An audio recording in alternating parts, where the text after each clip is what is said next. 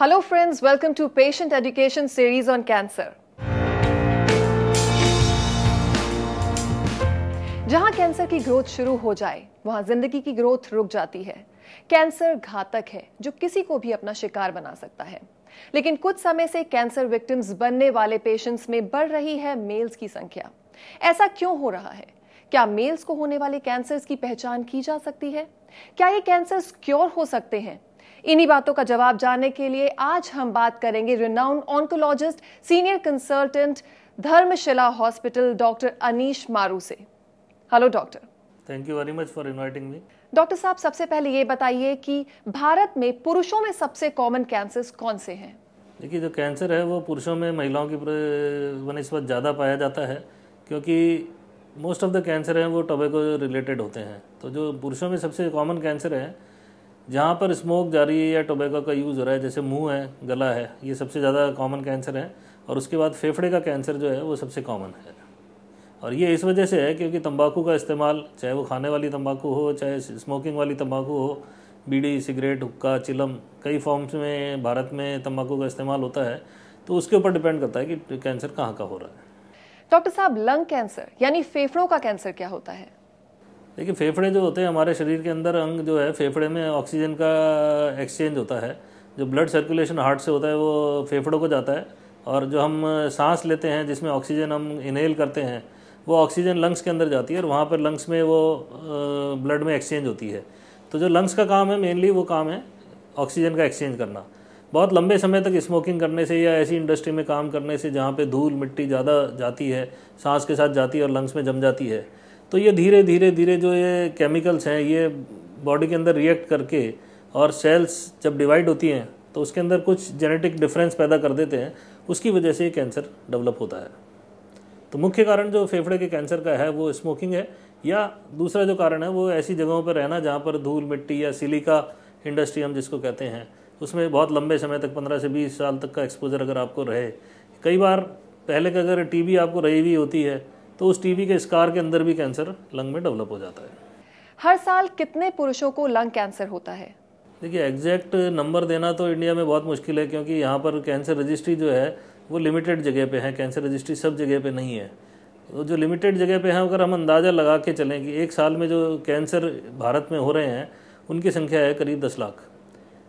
अगर इसमें से हम फेफड़े की बात करें तो करीब 1.5 से 2 लाख कैंसर के जो पेशेंट हैं लंग कैंसर के, वो इसमें प्रति वर्ष उत्पन्न होते हैं। हेड एंड नेक कैंसर क्या होता है? देखिए, हेड एंड नेक कैंसर हमारे जो होंठ है वहाँ से लेकर के, और जो गला है, लैरिंग्स हम जिसको बोलते हैं, वॉइस बॉक्स है, इसको हेड एंड नेक एरिया कहते हैं हम। हेड एंड नेक के अंदर लिप्स हो गए, लिप्स के बाद में गलाफा हो गया, जीभ हो गई, हमारा हड्डी हो गई, जबाड़े की हड्डी हो गई, टॉन्सिल हो गए, ओरोफेरिंग्स हम उसको बोलते हैं, नेजोफेरिंग्स उसके पीछे, और फिर वॉइस बॉक्स, लैरिंग्स, और लैरिंग्स के आसपास का जो हिस्सा है इसको हम हेड एंड नेक कैंसर कहते हैं। एक साल में लगभग कितने लोग हेड एंड नेक कैंसर के शिकार हो जाते हैं? देखिए, हेड एंड नेक कैंसर जहाँ तक अपन बात करते हैं तो करीब 25% जो कैंसर है वो हेड एंड नेक कैंसर्स होते हैं। तो अगर मैं कहता हूँ कि 10 लाख पेशेंट्स को अगर कैंसर हर साल नया हो रहा है तो करीब 2.5 से 3 लाख लोग हैं जिनको हेड एंड नेक कैंसर होता है। और ये महिलाओं और पुरुषों में लगभग बराबर है। थोड़ा सा डिफरेंस मान लें तो हम 60% पुरुषों में और 40% महिलाओं में कह सकते हैं। क्या कुछ पुरुषों में कैंसर डेवलप होने का रिस्क कुछ ज़्यादा होता है?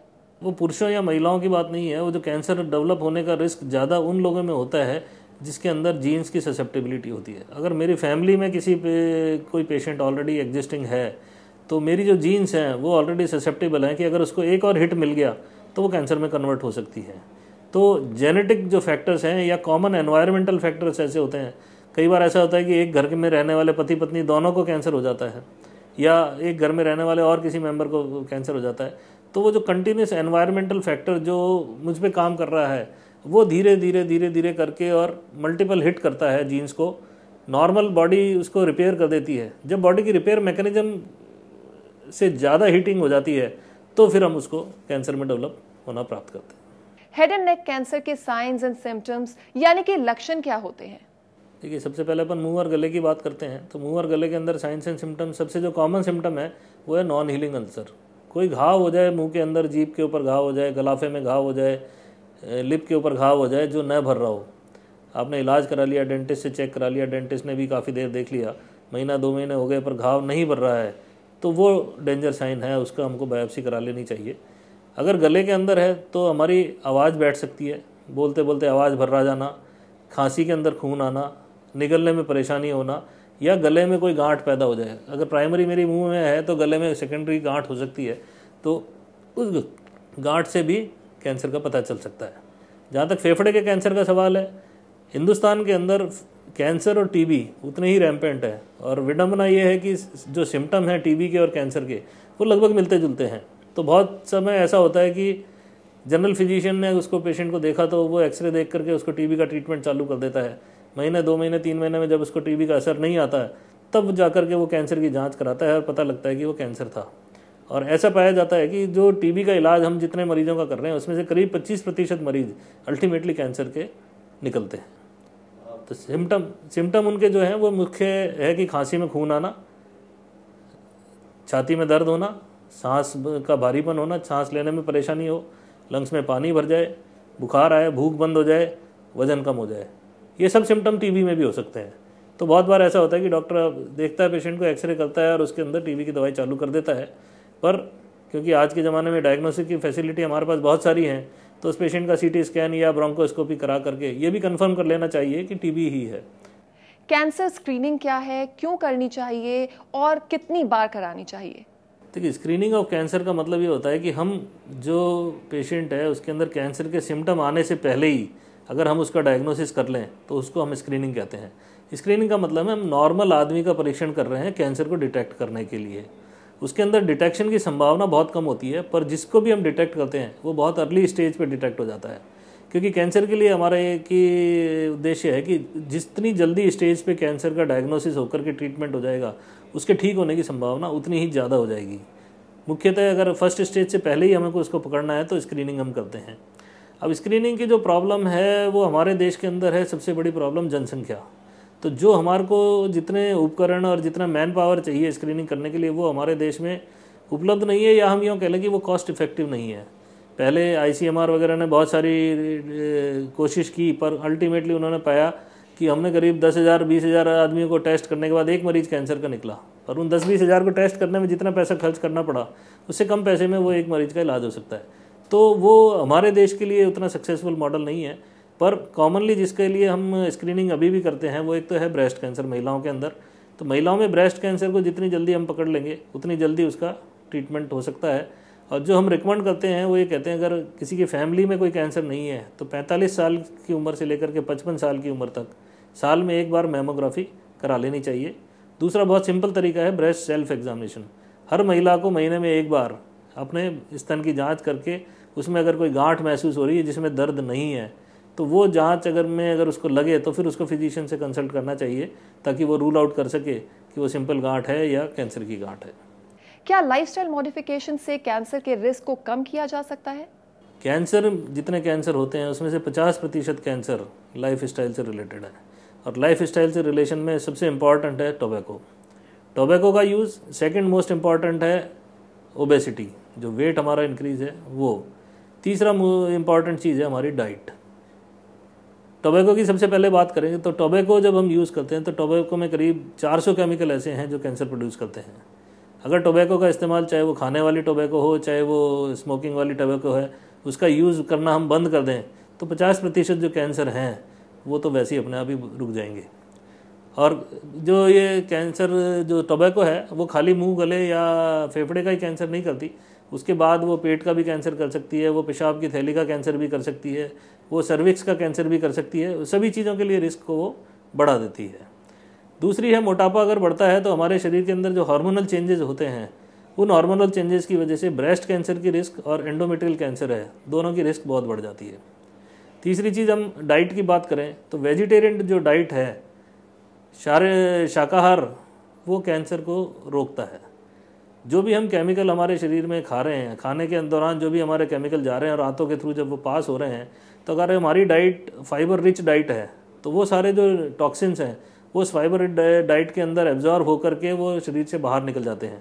अगर हम नॉन वेजिटेरियन डाइट खाते हैं तो उसमें एक तो जो स्मोक्ड वाला फूड होता है उसमें नाइट्रोसामीन्स बहुत ज़्यादा होते हैं और वो बॉडी के अंदर न्यूट्रलाइज होने की कैपेसिटी नहीं है, क्योंकि उसके साथ फाइबर डाइट भी नहीं जा रही, तो वो सारे बॉडी में एब्जॉर्ब हो जाते हैं और पर्टिकुलरली बड़ी आंत का कैंसर होने की रिस्क बहुत ज़्यादा हो जाती है।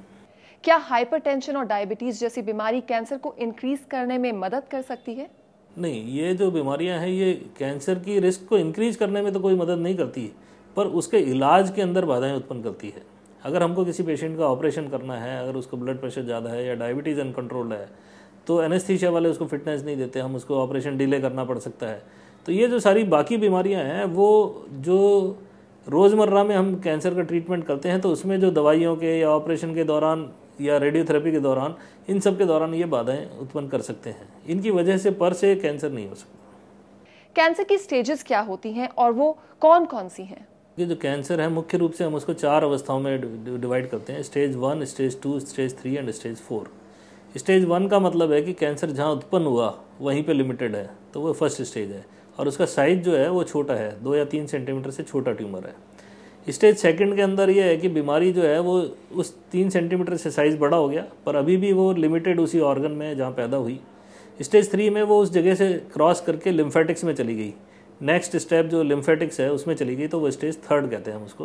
और स्टेज 4 का मतलब है कि वो ब्लड के थ्रू फैल करके फेफड़ों में, लीवर में, बोन्स में या ब्रेन में या किसी और ऑर्गन में पहुंच गई है, तो हम उसको स्टेज 4 कहते हैं।